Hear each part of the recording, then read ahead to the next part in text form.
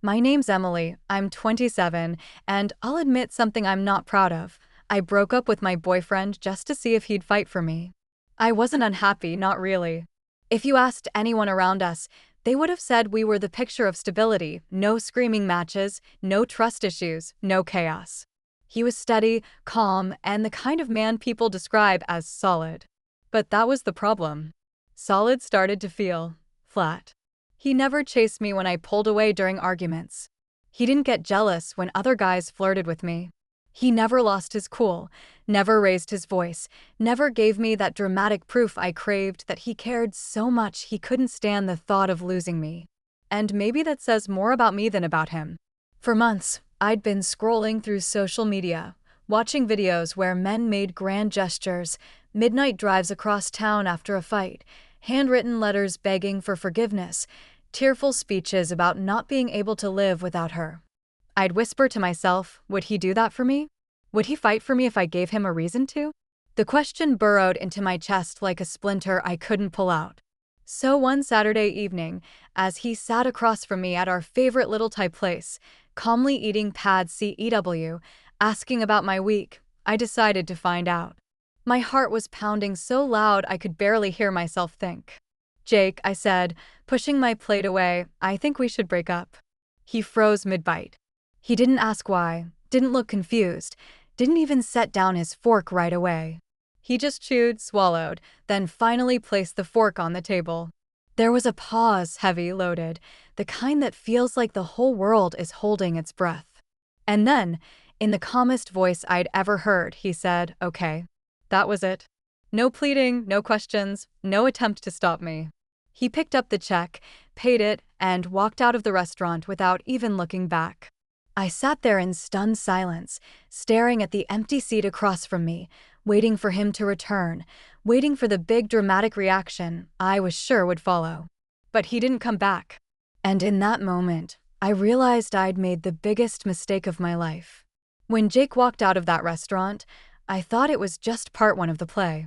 I thought he was going to storm outside, pace around the block, maybe send me a flood of texts demanding to know why I'd thrown away 2 years of our lives. I even rehearsed what I'd say when he came back in, all teary-eyed, begging me to reconsider. I just needed to know you cared, Jake. I just needed to feel it. But the hours ticked by, and the silence stayed. He didn't text that night. He didn't call. His side of the bed stayed empty. At first, I felt smug. Good, let him stew. Let him realize he should have fought harder for me. But by the next morning, that smugness curdled into panic. I sent the first message around noon. Hey, are we gonna talk? No response. By evening, I sent another. Jake, I didn't mean for it to end like that. Can we just talk? Still nothing. The next day I called. Straight to voicemail. My chest tightened with every unanswered ring. Jake had never ignored me before. He was the guy who texted me if he was running 10 minutes late, who answered even when he was in meetings just to say, "Can I call you back?" Now, it was like I didn't exist. I started venting to my best friend, Kara, pacing circles around my apartment. He's punishing me, right? That's what this is? He's trying to teach me a lesson. Kara gave me a look I didn't like. Or maybe he's just done. Her words hit me like a slap. Done? Just like that? No, he couldn't be. People don't just walk away without a fight. People don't throw away years together without demanding answers. But Jake apparently did. By the end of the week, I was unraveling. I kept checking his socials like a lunatic. And that's when I saw it. Someone had tagged him in a group photo. There he was, standing tall with his friends at a brewery, smiling like he didn't have a care in the world. No signs of heartbreak, no signs of a man missing me. I stared at that photo until my vision blurred. Because for the first time, I wondered, maybe he wasn't silent because he was plotting his next move. Maybe he was silent because I didn't matter anymore. And that thought? That hurt worse than anything. By the second week, my nerves were shot. I couldn't eat without feeling sick, couldn't sleep without waking up to grab my phone and check for messages that weren't there. I cracked. I started sending longer texts, ones I swore I wouldn't send. Jake, I didn't mean it. I just panicked. I don't know what I was thinking. Please, can we talk? No reply. 2 years, Jake. You're really going to throw it away without even asking why? Without even trying? Nothing. I told myself he was playing a game, waiting for me to beg, and I hated that it was working. But then the tone of his silence started to shift. It wasn't the silence of a man plotting revenge, it was the silence of someone who had already moved on. I tried everything to reel him back. I accidentally showed up at his favorite coffee shop, sitting by the window so he'd have to see me when he came in. He did, and he walked right past, nodding politely like I was some stranger he'd once shared notes with in class. The humiliation burned my cheeks. Next, I tried calling his mom, desperate for some kind of update. She was kind, but careful. He's fine, Emily. He's just figuring things out. Figuring things out? He was supposed to be fighting for me, not calmly figuring things out. It got worse when a mutual friend let it slip that Jake had been spotted out with a woman none of us knew. They weren't holding hands, nothing intimate, but just the thought of him sitting across from someone else, smiling that easy smile that used to belong to me, made my stomach twist into knots. That was the moment the test flipped on me. I wasn't the examiner anymore. I was the desperate one, clawing to get back into the story I thought I controlled. So I made up my mind. If he wouldn't come to me, I'd go to him. No more texts, no more waiting. I was going to confront him face to face, demand to know why he hadn't fought for us, why he hadn't begged me to stay. I needed to hear him say it. But deep down, a part of me already knew his answer might not be the one I wanted. I didn't plan it carefully. Honestly, I couldn't. I was too restless, too consumed by the silence. I found out from a mutual friend that Jake had started going to the gym after work. The old Jake, the steady, comfortable Jake, never cared much about working out. But now he had a routine. So one Thursday evening, I drove there and waited in the parking lot, my fingers tapping against the steering wheel until I saw him walk out. He looked different. Not dramatically, he wasn't suddenly ripped or glowing, but there was something in the way he carried himself. Shoulders straighter, head higher, like he'd shed a weight that wasn't physical at all. I got out of the car and called his name. He paused, clearly surprised, but not exactly happy to see me.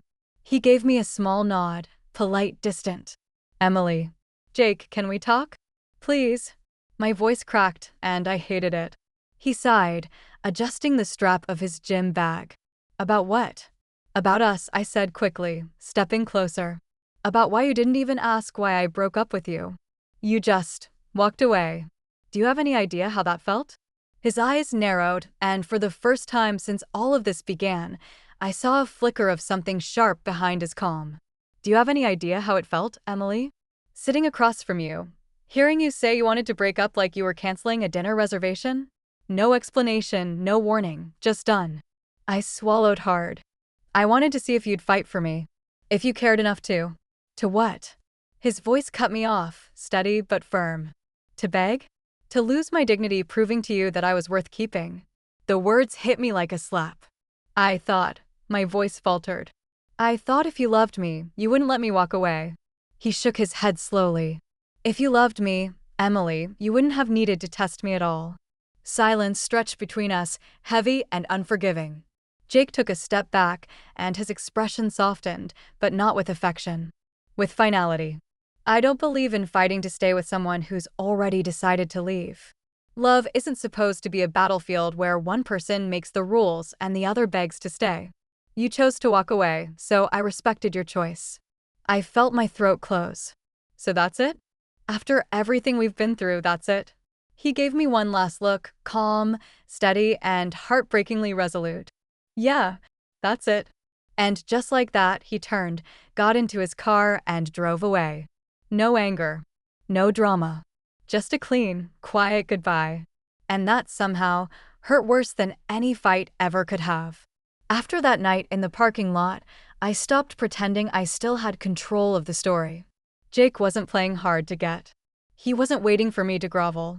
He was gone emotionally, spiritually, and maybe forever. At first, I tried to bargain with myself. He just needs space. He'll come around. He has to.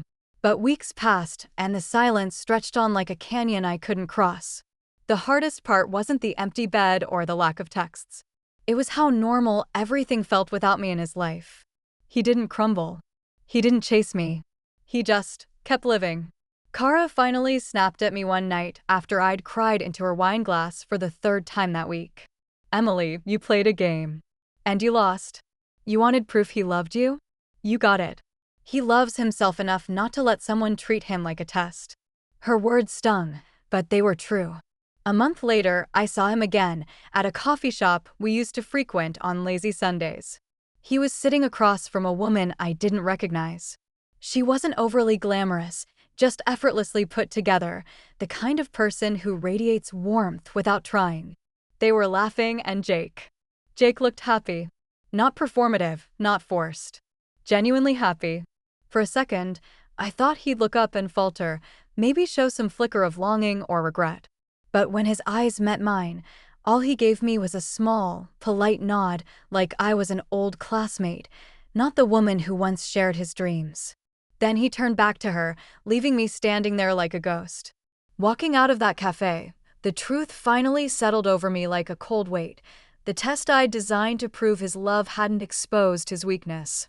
It had revealed mine. I wanted him to fight for me, to chase me, to prove I was worth the battle. Instead, he proved something I never saw coming, that he respected himself enough not to fight for someone who would weaponize love against him. I thought silence meant indifference. But now I know it can mean strength. His silence was the loudest answer I could have gotten. And the cruelest part? I finally understood how much he loved me the moment he walked away for good.